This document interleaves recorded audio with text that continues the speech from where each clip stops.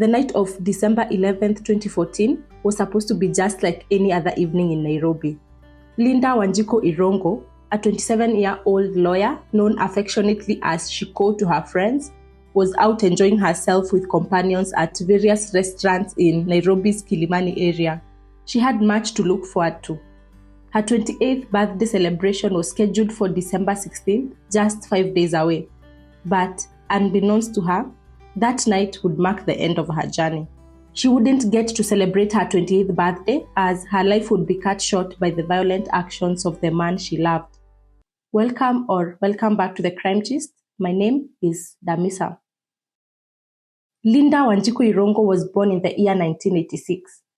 She was a bright young woman who excelled in her studies and had gone on to study and graduate with a law degree. Those who knew her described her as ambitious and full of life.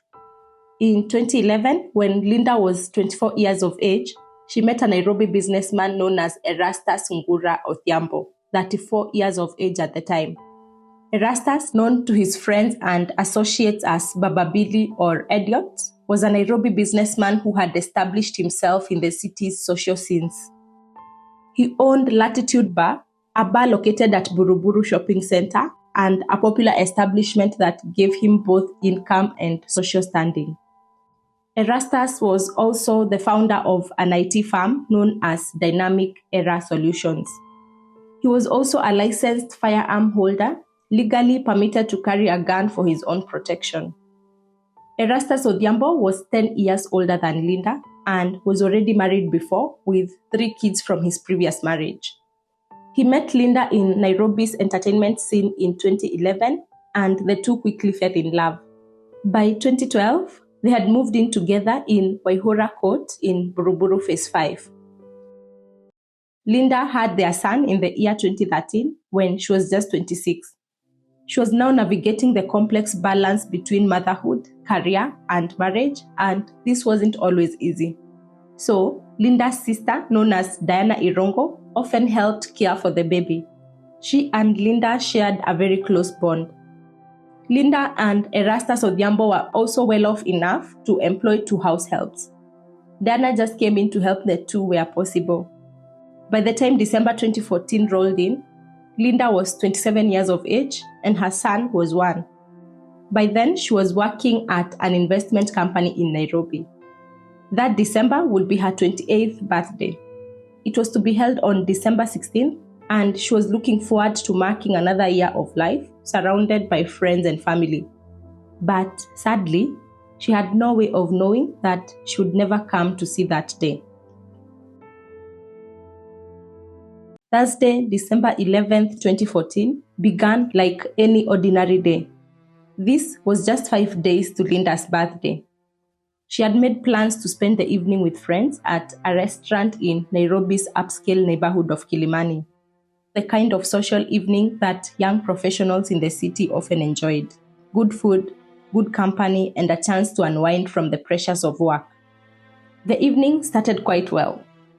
Linda and her friends were having fun and planning for her fast approaching birthday celebration.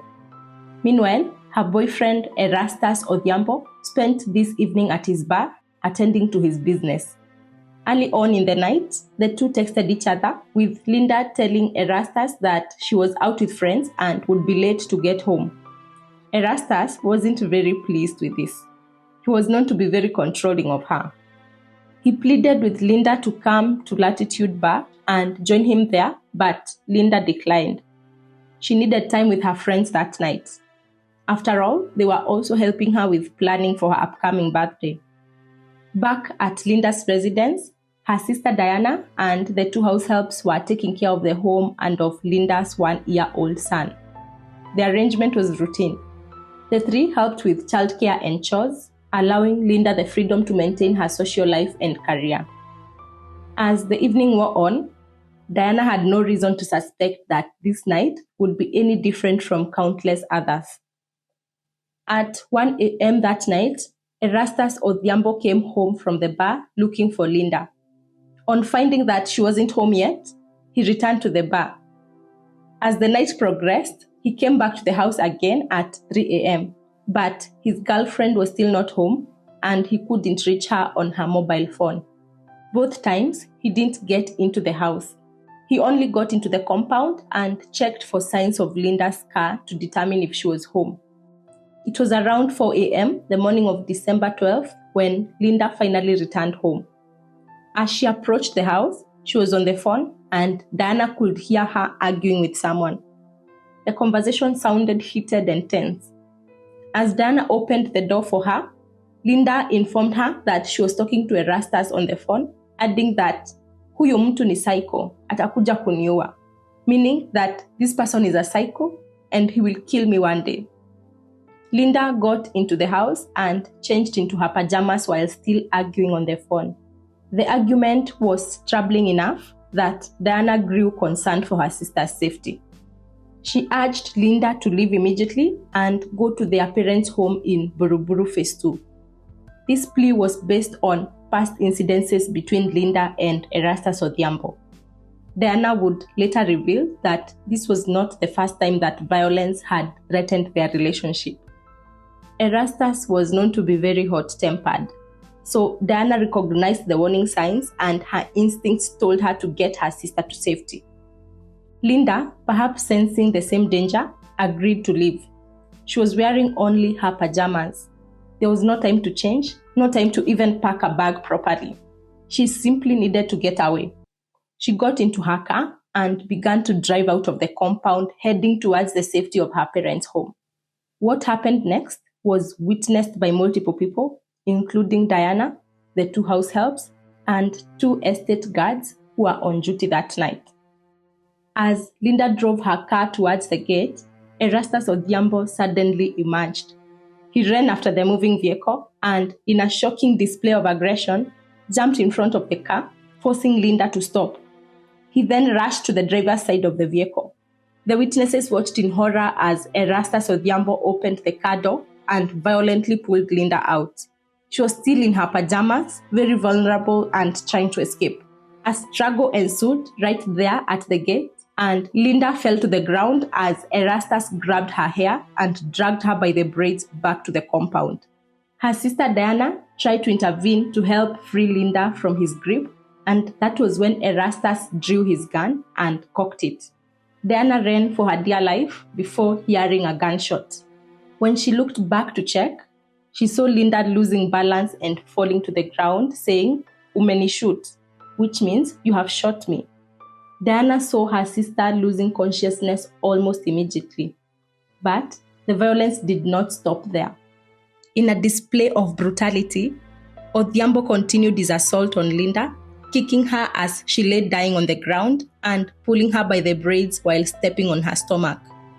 Diana and other witnesses who had gathered around pleaded with Erastus to stop his violent attack on her so they could take her to hospital. Diana managed to call her parents and her brother to come and rescue Linda. The family eventually managed to get Linda to a hospital, but it was too late. Linda Wanjiko Irungu, just 27 years of age and 5 days away from her 28th birthday, was pronounced dead on arrival. The autopsy that followed revealed the full extent of her injuries. A gunshot wound on the upper right side of her back and fractured ribs, consistent with both the gunshot and the violent kicks she had received after being shot. The report also read, in part, that some of her hair had been plucked out. Erastus Ngura Odhiambo was arrested immediately and charged with murder. When the case came to trial, he did not deny being at the scene of the murder on the material day. He also owned up to being the owner of the gun that fired the bullet. His version, however, was that the bullet dislodged from its chamber during the struggle between him and Linda. He presented a defense that attempted to portray the shooting as accidental. His legal team argued that Linda had been very drunk when she returned home that night. According to Odhiambo's version of events, they began arguing, and during this argument, Linda reached for the gun that was in his pocket. Odhiambo claimed that the gun was already cocked and ready to fire. He maintained that during the struggle between them, Linda touched the trigger, causing the weapon to discharge. It was an accident, he insisted. a tragic misfire during a drunken domestic dispute. He denied intentionally shooting Linda, painting himself as the victim of circumstance rather than a perpetrator of murder. He said that when Linda fell down after the shot, he did not kick her body. He tried to assist her by carrying her, but she was too heavy. This defense attempted to reduce his culpability, suggesting at most that he might be guilty of manslaughter rather than murder. And if the court believed his story, he would face a significantly reduced sentence or even an acquittal on murder charges. The prosecution, however, built a compelling case that told a very different story. They also had enough witnesses to what had happened. The two estate night guards who were on duty on that night at Waihora Court at BURUBURU Phase 5 gave their witness accounts. They told the court that at around 1 a.m. that morning, Erastus came into the compound in his Mercedes-Benz car and they opened the gate for him. Minutes later, he left without going into the house, coming back a second time at 3 a.m. This second time, when Odhiambo drove out of the compound, they saw him park his Mercedes at a distance outside the compound as he lay in wait for Linda to come home. Linda came home at around 4 a.m., but Erastus waited in his car until he saw her get into her car and reverse it towards the gate to leave. That was when he came running and blocked her way, and a fight broke out at around 4:30 a.m. The prosecution also presented testimony from Linda's sister, Diana Irungu. She described the events she had witnessed that night, including her warnings to Linda based on past incidences of violence. The prosecution called the two house helps as well, who had seen Odhiambo chase Linda's car, pull her from the vehicle, and shoot her during the struggle. In addition to this, they also focused on forensic evidence. The autopsy report showed that Linda had been shot in the upper right side of her back. This detail was crucial because it directly contradicted Odhiambo's claim that Linda had reached for his gun. It was noted that if truly Linda had been facing Odhiambo and reaching for a gun in his pocket, it would have been physically impossible for a bullet to strike her in the back. The evidence painted a clear picture of a woman trying to escape, shot from behind by a man who had pursued her, forcibly removed her from the vehicle, and then killed her. The fact that Odhiambo continued to kick Linda's body after shooting her provided additional evidence of his state of mind, showing that this was not an accidental discharge, but an intentional act of violence carried out with malice. Justice Stella Mutuku presided over the case and rejected Odhiambo's defense entirely. The judge found that all the elements of murder were present. The prosecution had proved their case beyond a reasonable doubt that Odhiambo had intentionally killed Linda. In 2018, 4 years after Linda's death, Erastus Ngura Odhiambo was found guilty of murder. Justice Stella Mutuku sentenced him to 20 years in prison. A slap on the wrist if you ask me. But, surprisingly, Erastus Odhiambo did not accept this verdict quietly. He filed an appeal challenging both his conviction and his sentence. His legal team argued before the Court of Appeal, seeking either an acquittal or a reduced sentence by arguing that justice had not been properly served in the lower court. However, the Court of Appeal was not persuaded by Odhiambo's argument. The appellate judges reviewed the case carefully, examining the evidence and the trial court's reasoning. They found no grounds whatsoever to overturn the conviction. The appeal was dismissed and Odhiambo's 20-year sentence was upheld. The judges noted that the circumstances depicted a man who is dangerous to society and who ought to have received a more severe sentence. However, since there was no cross appeal by the state, they had no choice but to let the matter lie and to uphold the lower court's sentence. So, both the trial and the appellate levels had concluded that Erastus Ngura Odhiambo was guilty of murder and should serve 2 decades in prison for taking Linda's life. While incarcerated at Kamiti Main Prison, Erastus Odhiambo pursued higher education, obtaining a master's in business administration from Mount Kenya University in 2022 and later enrolling in a Master of Science in Project Management. On February 9, 2023, he was transferred to Kamiti Medium Prison, where he remains to date. Linda's case is unfortunately not unique in Kenya or globally. Domestic violence remains a serious problem, affecting countless women and families. Research consistently shows that domestic violence typically escalates over time, often beginning with verbal abuse and control, progressing to physical violence, and sometimes ending in homicide. Linda Wanjiko Irungu died very young, just 5 days shy of her 28th birthday. She had worked hard to build her career and her life, navigating the challenges that many young women face in balancing professional ambitions and family responsibilities. And although her killer was convicted, no sentence can truly account for what was lost that night. A young, ambitious woman with her whole future ahead of her is gone. A little boy is growing up somewhere without both his father and mother. Also, both their families were left shattered and traumatized by the events of that terrible night in December 2014.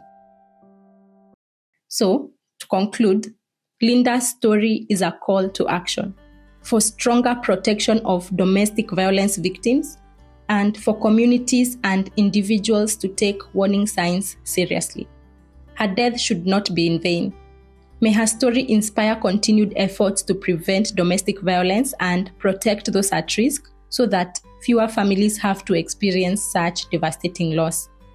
If you or anyone you know is experiencing domestic violence, please reach out to the numbers shown on your screen. That brings us to the end of our episode today. As usual, please do not forget to subscribe, to like, and to share this episode with other true crime junkies like yourself. I'll see you right here on the next one.